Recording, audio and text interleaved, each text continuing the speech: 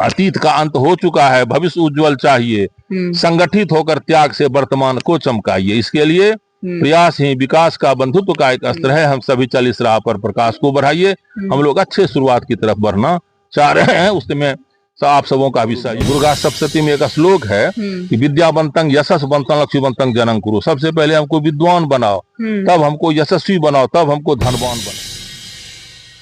देखिए, बिहार की सियासत गर्म हो चुकी है और सियासी सरगर्मियां भी लगातार तेज हो चुकी है।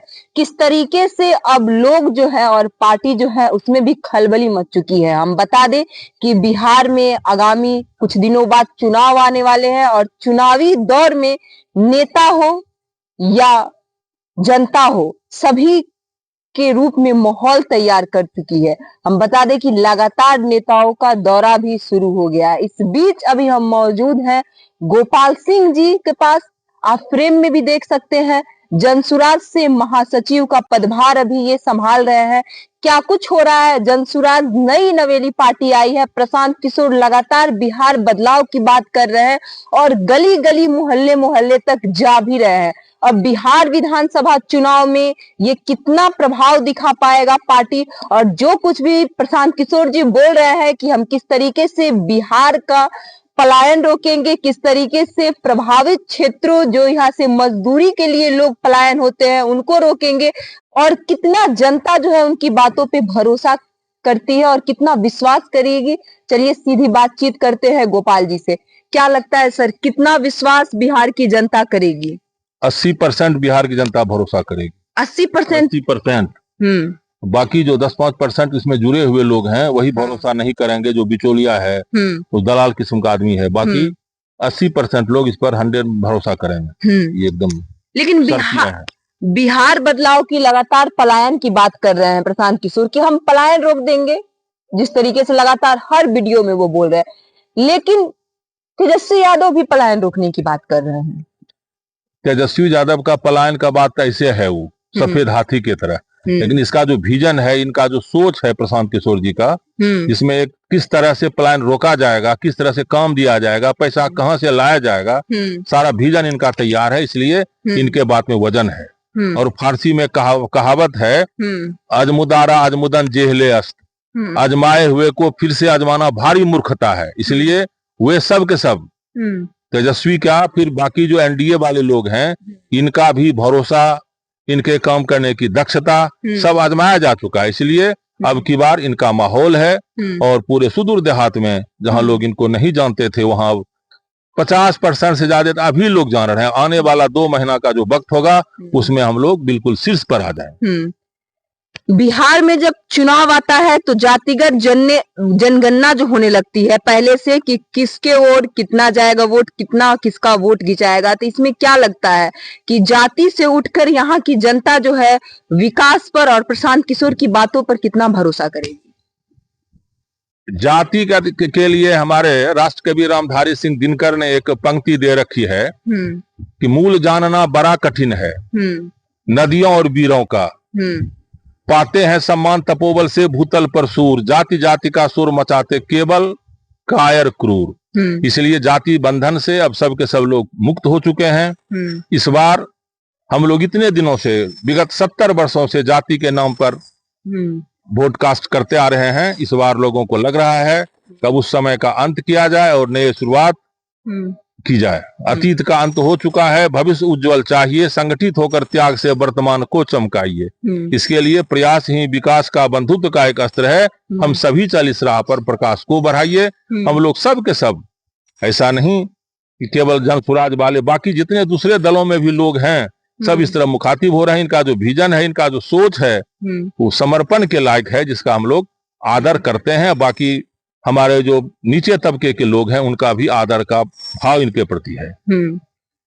देखिए, कुछ लोग जो बोल रहे हैं कि प्रशांत किशोर भाजपा के बी टीम है, लेकिन जिस तरीके से चुनाव नजदीक आया और भाजपा के नेताओं को, खासकर दिलीप जायसवाल से लेकर सम्राट चौधरी के पुर्जे जिस तरीके से प्रशांत किशोर खोल रहे हैं, इस बीच जो है विपक्ष जो है लगातार बोल रही है कि अब बी टीम जिसको हम कहते थे वो पुर्जा खोलना शुरू कर दी। क्या कुछ बोले? जिसको बी टीम कहा जा रहा था वो अब ए टीम के रोल में है। इनका जो दिलीप जायसवाल के संबंध में कहना है कि 86 लाख रुपये का गबन हुआ है, जिसमें 25 लाख रुपये का वो इनके लिए, मंगल पांडे के लिए, और इन दिलीप जायसवाल के लिए भी कहा गया कि इन्होंने जो काम किए हैं उसमें बिल्कुल गलत काम हुआ है। ये एक सरदार जी के कॉलेज में उनके हेड कैसे हो गए, इनके ऊपर सब तरह का काम हुआ है, अवैध अनैतिक काम किए हैं, जिनके बल पर नेताओं के बच्चों को एडमिशन करा करके है बीजेपी वाले का, और इनके जो दल के लोग हैं, वरिष्ठ लोग, सब के सब अभी उजागर हो चुके हैं कि इनका जो भविष्य है वो अब धुंधला हो चुका है।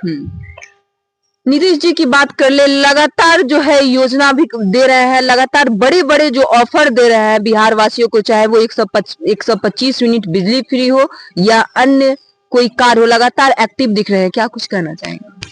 इस चुनावी माहौल में उनका कुछ विजन है। ओल्ड एज पेंशन के लिए भी उन्होंने कहा कि 410 के 400 के बजाय 1000 के 1100 किया गया। इसलिए इनका जो विजन है, कम से कम वैसे लोगों के लिए जो 60 वर्ष की आयु को पार कर चुके हैं, 2000 रुपये महिला और पुरुष के लिए प्रतिमाह भुगतान किया जाएगा। इसलिए उनके भय से, उनके आगामी सोच से ये लोग घबरा करके कुछ न कुछ अच्छे निर्णय की तरफ बढ़ रहे हैं। वास्तविकता यही है, हम लोग सब के सब इनकी जो पारदर्शिता थी उस पर प्रश्न चिन्ह लग चुका है। अब हम लोग दूसरे राह के खोज में निकल चुके हैं और मुकाम मिल भी चुका है। प्रशांत किशोर जी ऐसे सशक्त वक्ता और उस तरह से कर्मठ लोग कम ही मिल सकते हैं जो हम लोगों को मिल चुका है। इसलिए अब इनकी बारी है, सबों को इस पर आंख मूंद कर भरोसा करना चाहिए। जिस तरीके से बिहार में चुनाव है और राहुल गांधी आ रहे हैं, 7 दिवसीय उनका कार्यक्रम होने वाला है, क्या कुछ सोच रहे हैं सर?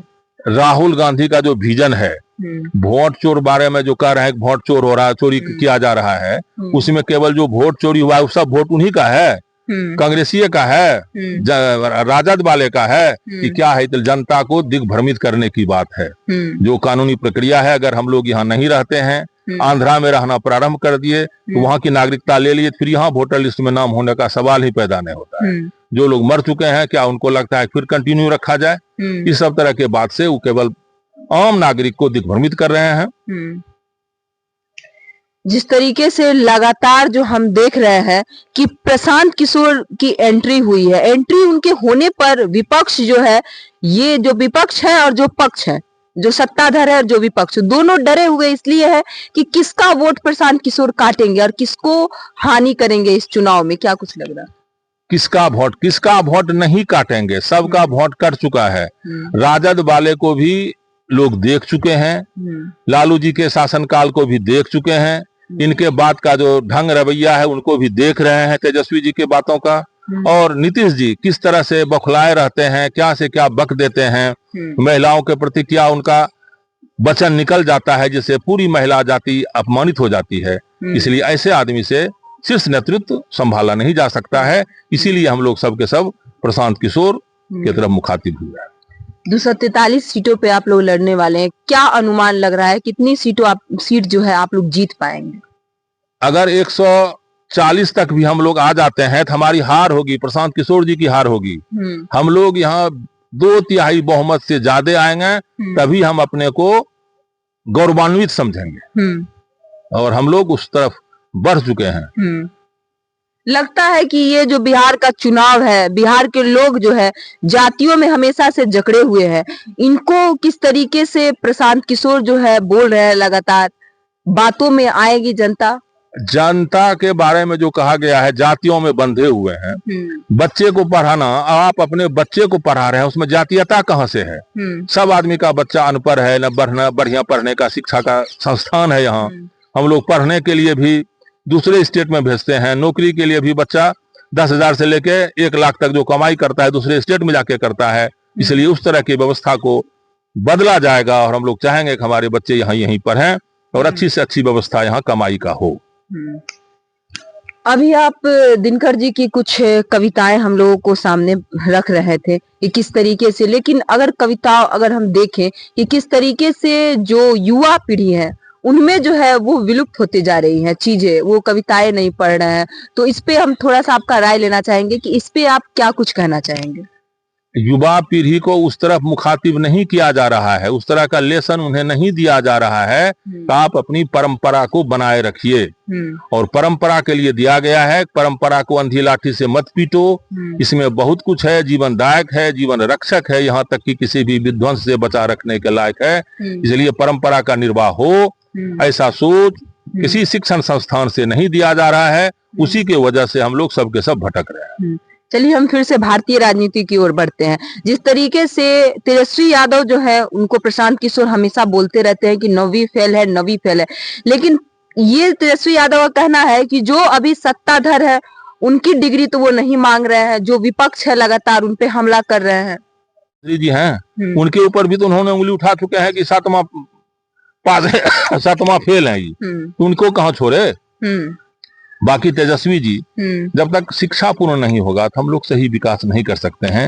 विकास के लिए सही मापदंड है कि आदमी को शिक्षित होना चाहिए। और पहले जमाने में लोग डिग्री उस तरह का नहीं था। पीएचडी का डिग्री हमारे भगवान श्री राम हैं, उनके ऊपर लगाया गया है। डॉक्टर श्री राम हम लोग नहीं कहते हैं, लेकिन उस तरह का बुद्धि विवेक व्यवहार हो जिससे कि हम लोग आगे बढ़ सकें। और दुर्गा सप्तशती में एक श्लोक है कि विद्यावंतं यशस्वंतं लक्ष्मीवंतं जनं कुरु। सबसे पहले हमको विद्वान बनाओ, तब हमको यशस्वी बनाओ, तब हमको धनवान बनाओ। ये लोगों को इकट्ठे धनवान बना दिया गया है। बुद्धि यह सब खत्म है, केवल धन है, धन रहेगा नहीं, कहीं चला जाएगा, जेल में घोटाला में निकल जाएगा। इसलिए हम लोग उस तरफ से अब अपने को अलग कर चुके हैं। अब चाहते हैं कि अच्छा बिहार, सुंदर बिहार हो। अतीत का अंत हो चुका है, भविष्य उज्जवल चाहिए। संगठित होकर त्याग से वर्तमान को चमकाइए। इसके लिए प्रयास ही विकास का, बंधुत्व का एक अस्त्र है। हम सभी चल इस राह पर प्रकाश को बढ़ाइए। हम लोग अच्छे शुरुआत की तरफ बढ़ना चाह रहे हैं, उसमें आप सबों का भी सहयोग चाहिए, मीडिया बंधुओं का भी सहयोग चाहिए, और हम लोग अपने मंजिल पर कामयाब हो ही जाएंगे। देखिए किस तरीके से नालंदा का विकास हुआ, जिस तरीके से नालंदा का विकास हुआ उस तरीके से विक्रमशिला का विकास नहीं हो पाया। लेकिन कल की ही घटना है या आज सुबह की घटना है जब 5 अरब रुपये जो है वो दिए जा रहे हैं विक्रमशिला के विकास के फंड में। तो क्या कुछ लगता है कुछ बदलाव होगा? हाँ, शिक्षा की तरफ थोड़ा सा रुझान है, नीतीश जी का भी रुझान था, लेकिन शिक्षा की पद्धति जो है, जिनके माध्यम से शिक्षा का आदान प्रदान किया जाएगा, बच्चों को शिक्षित किया जाएगा, वही खत्म हो चुका है। केवल संस्थान बना देने से, पैसे से हम लोग मकान बना सकते हैं, इंफ्रास्ट्रक्चर तैयार कर सकते हैं, लेकिन शिक्षक को उस तरह से, जब तक कि उस तरह का तपाया शिक्षक नहीं होगा, सही विकास नहीं होगा। हमसे बातचीत करने के लिए बहुत बहुत धन्यवाद सर। आपको भी धन्यवाद, आपकी पूरा मीडिया बंधुओं को धन्यवाद, कोटि सा धन्यवाद।